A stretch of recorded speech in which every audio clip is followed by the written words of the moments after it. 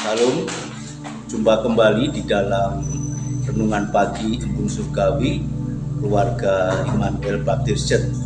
Bapak Ibu, sebelum kita menerima firman Tuhan, mari kita terlebih dahulu berdoa. Terpujilah namamu Tuhan Yesus Kristus, Juru Selamat kami yang hidup.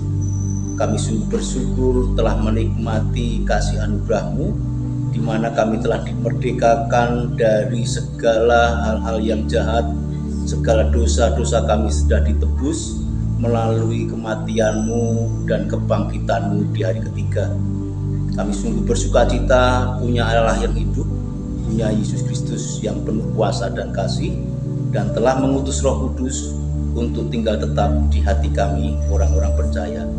Firman-Mu akan menjadi kekuatan kami, dan di dalam nama Yesus Kristus kami beroleh hikmat yang daripada Tuhan.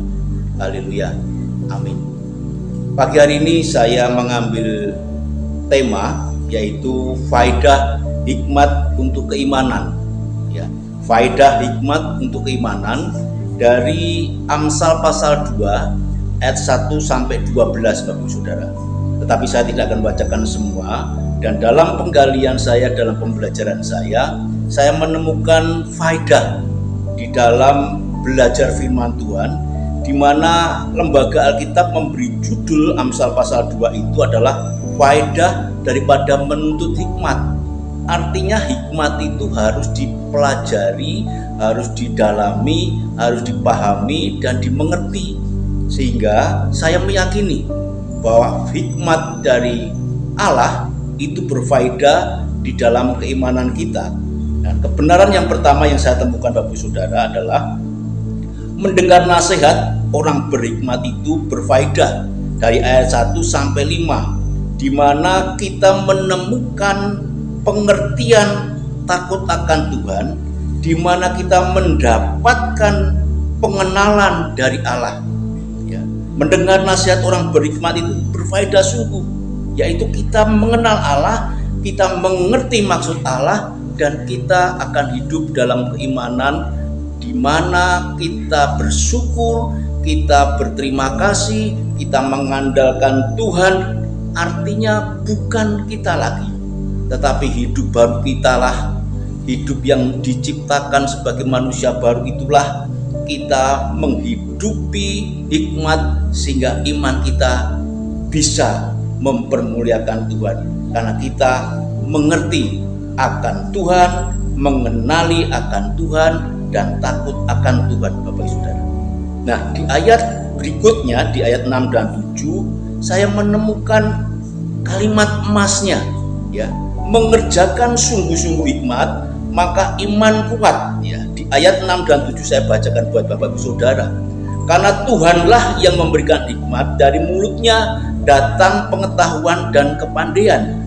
Ia menyediakan pertolongan bagi orang jujur, menjadi perisai bagi orang yang tidak bercela lakunya. Orang yang mengerjakan sungguh-sungguh hikmat, maka imannya kuat, berfaedah bagi kehidupannya dan dampaknya Bapak Saudara. Dari Tuhanlah kita memiliki pengetahuan dan kepandaian. Kita menerima pertolongan dari Tuhan karena kita takut Tuhan, yaitu hidupnya jujur. Dan Tuhan akan memberikan perisainya bagi orang-orang yang tidak bercela, yang sungguh mengandalkan Tuhan. Kita beroleh perlindungan, yaitu perisai Tuhan. Saya yakin Bapak Saudara, ketika kita mau sungguh-sungguh dengan Tuhan, iman kita bersandar dengan Tuhan secara kuat, hikmat itu membawa faedah. Yang ketiga Bapak Saudara, mengingat hikmat meluputkan dari hal-hal yang jahat. Ya, mengingat hal hikmat itu faedahnya kita diluputkan dari hal-hal yang jahat. Di ayat 12 sampai 9 Bapak Ibu Saudara. Ya, ketika kita benar-benar mengimani faedah hikmat itu, ternyata dampaknya kita dijauhkan dari hal-hal yang jahat. Kita dilepaskan dari jalan jahat. Kita tidak mengalami ketakutan, cara-cara yang tak baik dari orang-orang yang ingin menjatuhkan kita diluputkan. Di ayat 12-19 saya membacakan buat Bapak Ibu Saudara, supaya engkau terlepas dari jalan yang jahat, dari orang yang mengucapkan tipu muslihat, dari mereka yang meninggalkan jalan yang lurus dan menempuh jalan yang gelap, yang bersuka cita melakukan kejahatan, bersorak-sorak karena tipu muslihat yang jahat, yang berliku-liku jalannya dan yang sesat perilakunya, supaya engkau terlepas dari perempuan jalan, dari perempuan yang asing, yang licin perkataannya, yang meninggalkan teman hidup masa mudanya dan melupakan perjanjian Allahnya. Sesungguhnya rumahnya hilang tenggelam ke dalam maut, jalannya menuju ke arwah-arwah. Segala orang yang datang kepadanya tidak balik kembali dan tidak mencapai jalan kehidupan.